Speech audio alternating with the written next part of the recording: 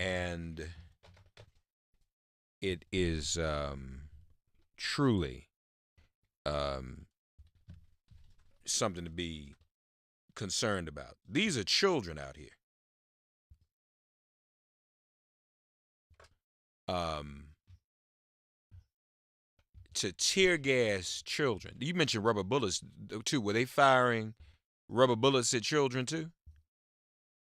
That's what BuzzFeed is reporting. Unbelievable. 866-99 Sirius, 866-997-4748. We're going to be joined by Rashad Robinson with Color of Change um, to talk about what's going on with Color of Change and Facebook. There was a big Facebook expose, and it described the way in which Color of Change holding Facebook accountable resulted in retaliation from Facebook toward Color of Change. And that New York Times expose was quite compelling. So here to talk to us about it, and you saw Rashad and me on MSNBC just last weekend, not this weekend. But I want to give him an opportunity because they're in the process of dealing with that Facebook expose and that article and the revelations therein. We're honored now to be joined by our brother. Let me all just say this to you all too. You know, Color of Change, more than any other organization, has been on the cutting edge of modern, up to date, state of the art, and technological activism and protest. And they don't do anything that doesn't stick. They stick every landing. Okay. And very, very proud of them for that. And Rashad's been doing that. He's been leading that. And again, we want to hear from him now about this whole Facebook controversy. Rashad Robinson's on the line with us. Folks, join our stream too on Facebook, Twitter, and YouTube. Make it plain, and on Instagram, Minister with 2 T's. Rashad, bless you, my brother. Good morning. How are you? I'm great. Good morning. Thanks for having me. How was your holiday weekend, man? It was great. I got some good time with my family, particularly the niece and nephews. It's always good to see them to get some perspective about, with all the things, all the work that we're doing, the sort of world keeps beating for them, and keeps moving for them, and so it was really good to spend some time with family. And they're blessed to have you in their lives to guide them and keep them informed about what's going on, because they obviously are the future. I can't think of anybody better for young people to be around than you, brother. So that's good to know. So immediately when I saw the New York Times piece, I reached out to you and raised my concerns. Basically, over the past couple of years, in an effort to hold Facebook accountable, you've done this, others have been doing it, but Facebook hired some folk to kind of retaliate against Color of Change, didn't they? They did. They hired this company called the Definers, which basically is a right-wing PR firm. And for the last probably about 9 months, 12 months, Facebook has been a little slippery. At first, they tried to claim that they didn't actually hire and direct Definers to do the work that Definers were doing. And then on the night before Thanksgiving, around 8 o'clock, they released some emails and a statement kind of admitting to the fact that they had been behind this the whole time.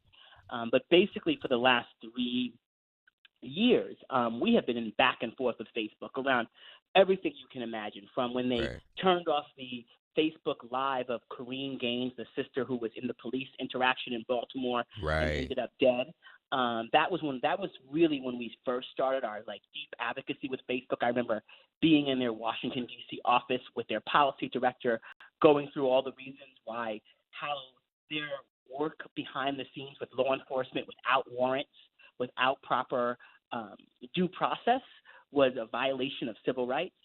We went back and forth with them on a wide range of issues, everything from how algorithms can be used to get around housing, anti-discrimination housing law. You can market something just to white people and avoid all the traditional ways in which we're able to catch housing discrimination. But there were so many of these things that we've been back and forth. And, for the last 3 years, we've probably had 20 odd meetings with Facebook representatives.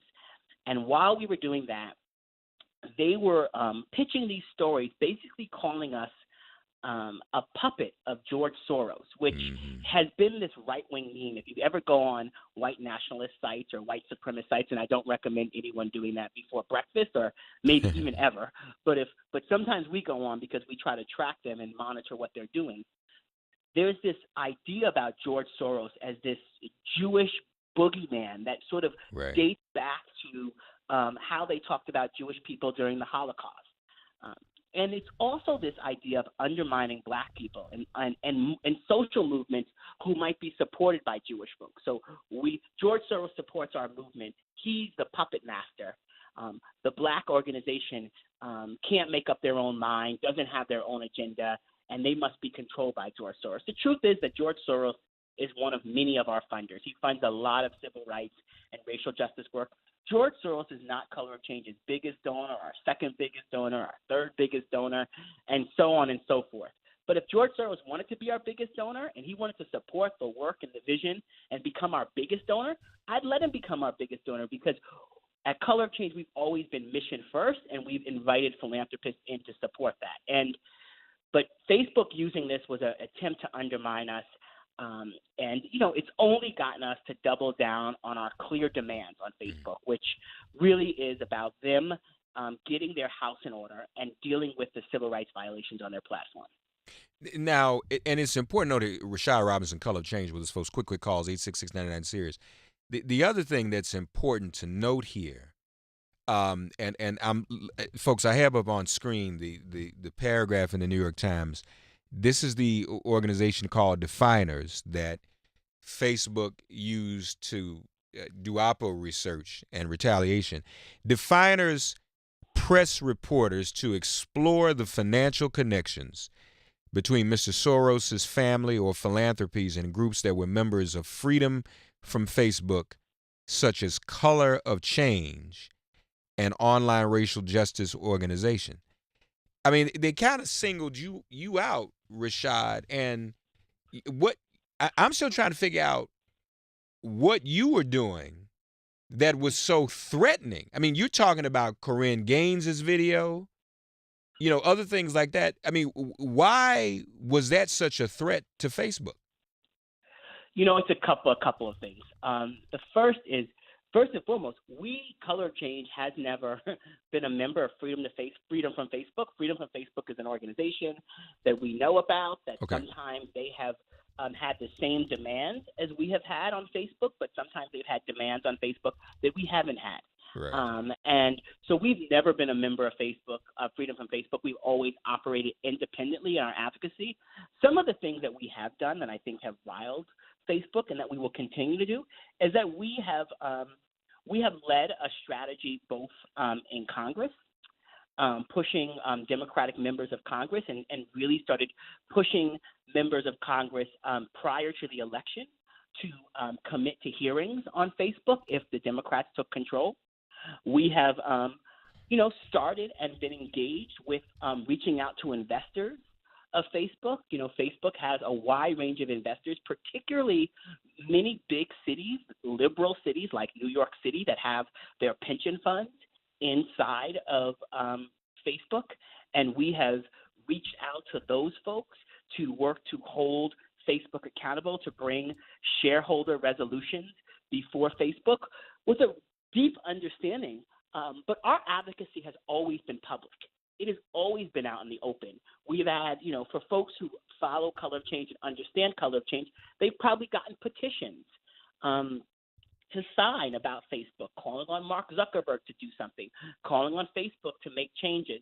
We've always done our work out in the public, and we've met with them in really public and clear ways out of good faith. And sometimes we've held off on campaigns with the idea that there was opportunity to negotiate and move the ball forward.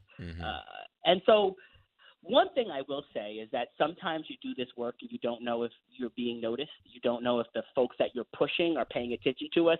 You must sometimes maybe wonder, wow, we're going up against one of the biggest, most powerful corporations that the world has ever seen, and maybe one of the most powerful communications platforms ever. And we are going up against them, and potentially they could just ignore us, when in fact the work that we had been doing, the strategies we've been taking to make sure they were paying attention, were getting traction. This week, we have made a demand to meet with the leaders at Facebook, and sometime this week we're going to be meeting with Sheryl Sandberg and sitting down and reiterating our demands.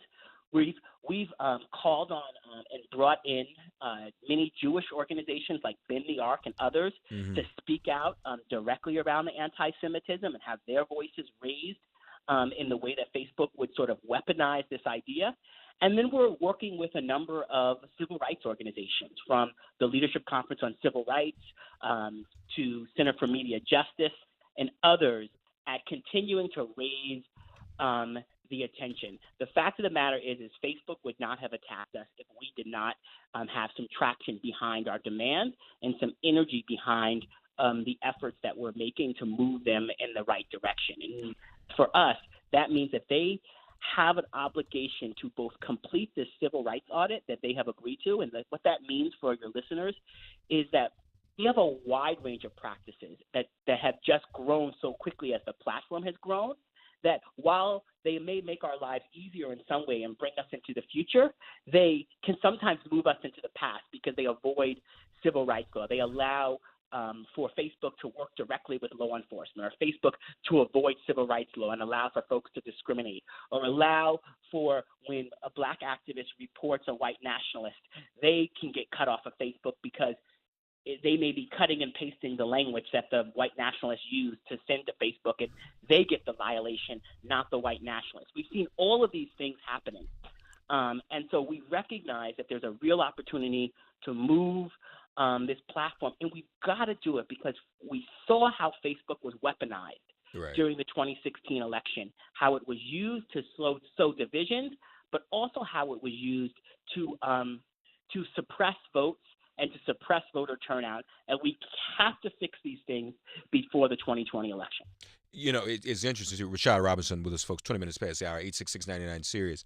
It's interesting, too, that in this article, it points out Facebook did a couple things. Not only did it target your organization for its relationship with George Soros, and many see these attacks on Soros themselves as anti-Semitic. But then Facebook had it manipulated that any criticism of Facebook itself was also considered to be anti-Semitic. Exactly. So it was playing both sides. As I was saying to you last time we saw each other, Rashad, Kwame Nkrumah had a saying that's called running with the hare and hunting with the hound.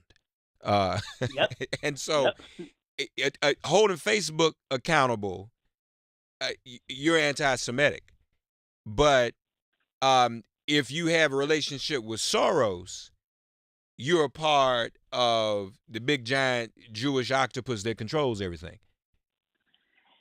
Yeah, they were throwing everything up against the wall and trying to figure out what stuck, and that's part of the craziness that's happening inside of Facebook. That it's a company and an organization that does not have a rudder, that does not have a vision and morals for who they want to be in the world, and quite frankly, like most corporations don't. They're there to service their bottom line, but the danger here with a huge communication platform that sort of licks its finger and sticks it up in the air to see which way the wind is blowing. And so you have on one hand Mark Zuckerberg and his wife Priscilla Chan, who have been building this philanthropic arm and donating money around criminal justice and other issues. And then on the other hand, they have hired as basically the number 3 inside of Facebook this guy named Joel Kaplan, who we believe needs to be fired. And Joel Kaplan, for anyone who watched the Kavanaugh hearings, he was in row number 2 because he is Brett Kavanaugh's best friend. And he was the one who threw the big party for Brett Kavanaugh after he got confirmed. Joel Kaplan inside of Facebook has been the person who has advanced all sorts of these sort of theories about conservative bias that the platform has. He's the one who's, put forward the comedy duo Diamond and Silk that the two women that we see on the road supporting Donald Trump, the sisters, and he's put them before Congress to talk about how they were discriminated by the platform. He's been the person who in the lead up to this upcoming election had Facebook talking about voter fraud when they should have been talking about voter suppression.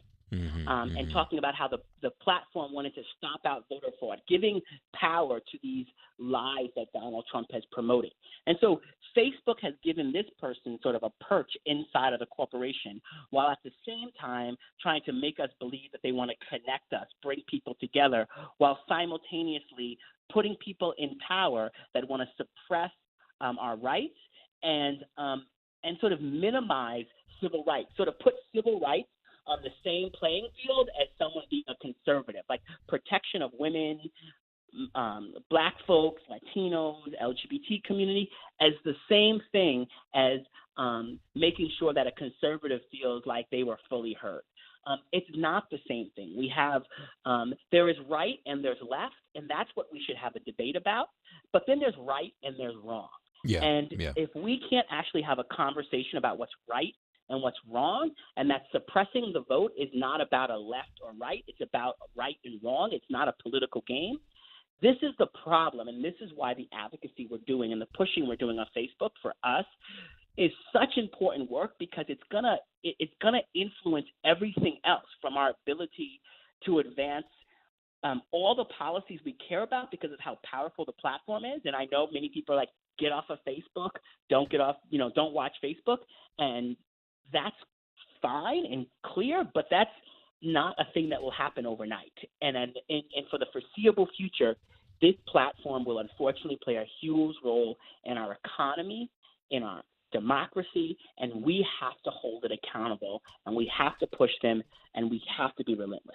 What are Rashad Robinson with us, folks? 26 minutes past the hour.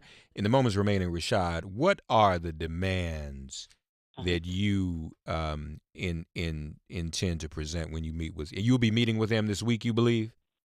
Yeah, we're going to be meeting. We definitely know we're going to be meeting with Sheryl Sandberg sometime later this week, and we're just trying to figure out those details. What are the demands you're going to present to her?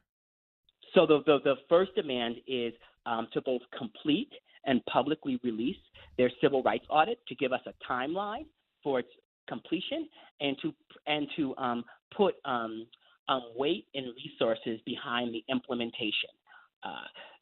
The problem is that Facebook has lost a lot of its credibility in terms of completing things on time and being able to put weight behind it. That's one. Two is to fire Joel Kaplan.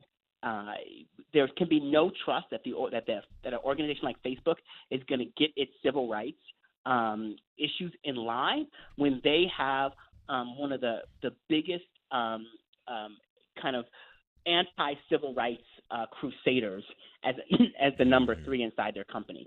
We want them to release all of the all of the strategies and tactics they deployed to attack and surveil our organization, and we want them to become transparent about it, so other organizations who are campaigning against Facebook understand the tactics that could be deployed against them. And then finally, after the civil rights audit is released, we believe that there are other people that are going to need to be fired or other jobs that are going to need to be changed, and we are also holding our fire on that because we believe that a transparent and clear look at what the problems are will give us a sense of what we need to make demands on to fix the next set of problems. This is very important. The campaign is going on, and we look forward, hopefully, to the results of that meeting. They seem to be a bit embarrassed by the New York Times report. I mean, that's the impression I'm getting.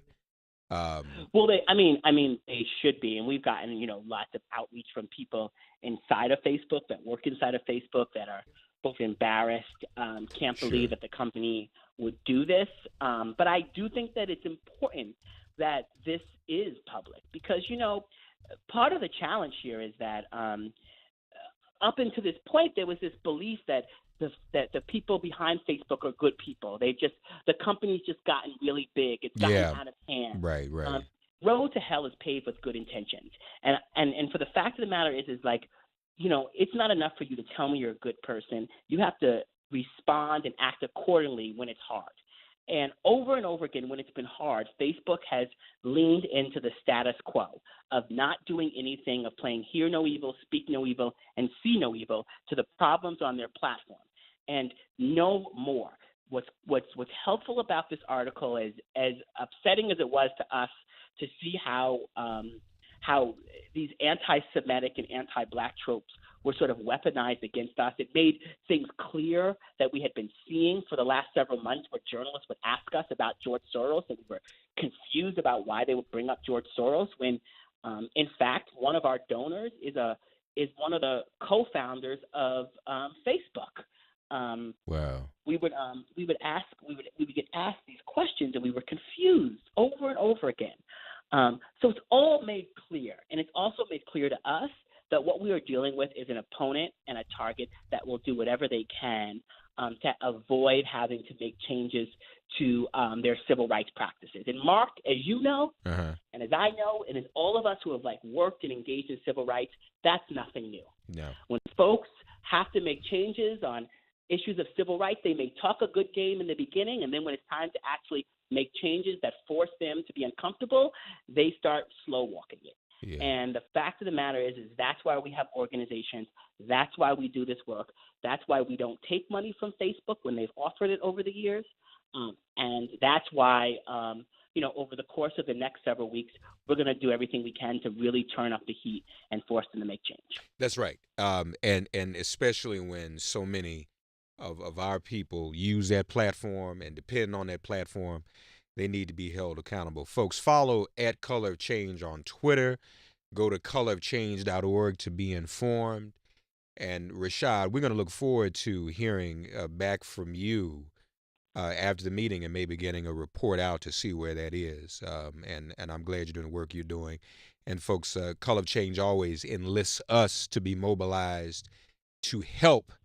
So be sure to follow @ColorOfChange on Twitter and go to colorofchange.org to stay informed about what's happening with Facebook, and see to it that they go through the civil rights audit, see to it that they fire Joe Kaplan as well. My very special guest has been our friend and brother, Rashad Robinson. Rashad's got a lot on his plate. He's working on another assignment too, and we'll have some news about that in the coming days also. So folks, stay tuned. Color of Change is very, very busy.